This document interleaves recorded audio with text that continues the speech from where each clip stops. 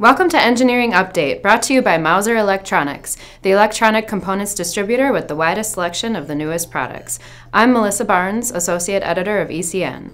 In this week's headlines, new movies in an old format, Pinocchio as a wireless gossiping microcontroller, another possible replacement for silicon, robots inspecting power lines, and a pen that's just as mighty as the printer in creating 3D objects.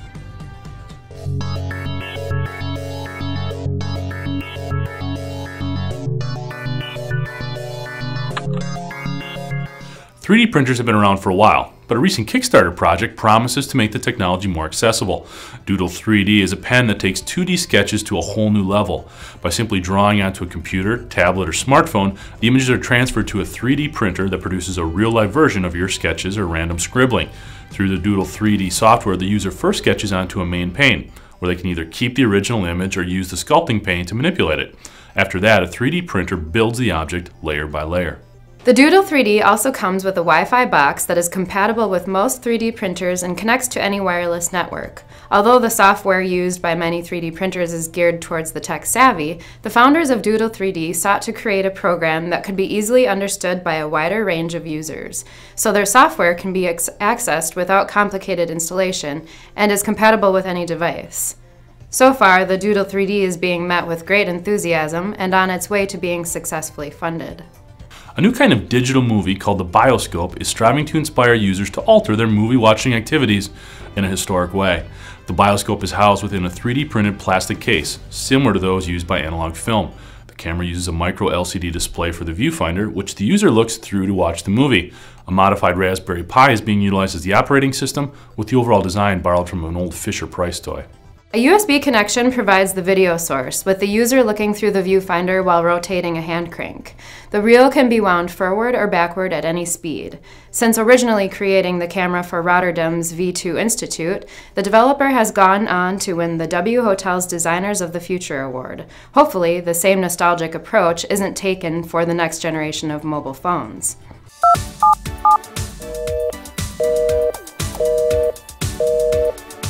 A new networking controller called Pinoccio is providing functionality that allows for connecting virtually any device to the internet and linking it throughout the home.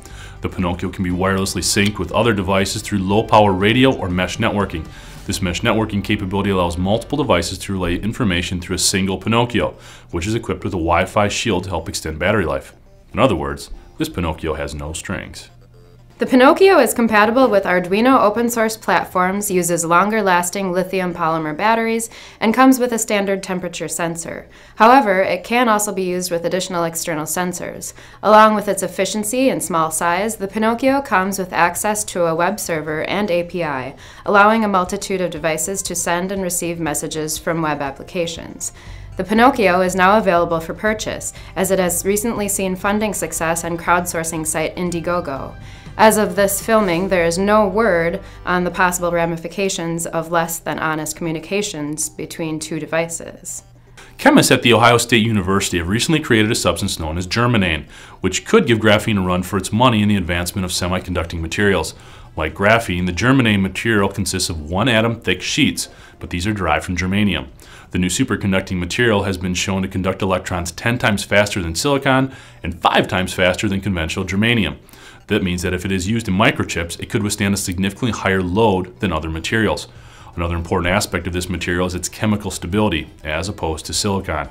It resists oxidation from air and water, and is even more successful in absorbing and emitting light, which promises significant advancements for the future of solar cell technology. Stories like this bring some perspective into the harsh realities of electronic engineering. Silicon used to be a star. It burst on the scene with unmatched capabilities and single-handedly carried microchip development for decades. Its reach and impact, unmatched. Now its replacements are lining up to shoot this champion of industry down. Every material under the sun wants a piece of that sweet, sweet semiconductor business. It reminds me of another icon, another champion. Another one for whom the bell toll went unanswered. You could say he was legend.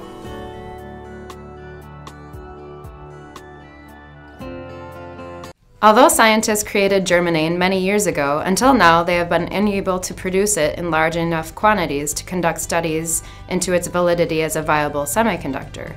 In order to produce it in mass quantities, OSU researchers inserted calcium atoms between layers of germanium. The calcium was later dissolved in water, leaving empty chemical bonds, which were then linked with hydrogen, ultimately producing more stable layers. The team plans on furthering their investigation into the full possibilities of the germanane through further strengthening its properties. A new robot called the Skysweeper could help make power line repairs safer and more affordable. A prototype was recently unveiled by its designers from the University of California's Coordinated Robotics Lab. The Skysweeper is made of simple, off-the-shelf electronics, and its plastic parts are produced from a 3D printer. Typically, workers who inspect power lines must perform their tasks using complex and expensive means, oftentimes having to shut down entire lines, perform elaborate safety maneuvers, and even employ helicopters. Basically the coolest parts of any Mission Impossible movie. The Skysweeper closely resembles a tiny cable car with a V-shaped design and motor-driven elbow in the middle. From the elbow, multiple arms with clamping hands are able to inch along the cables.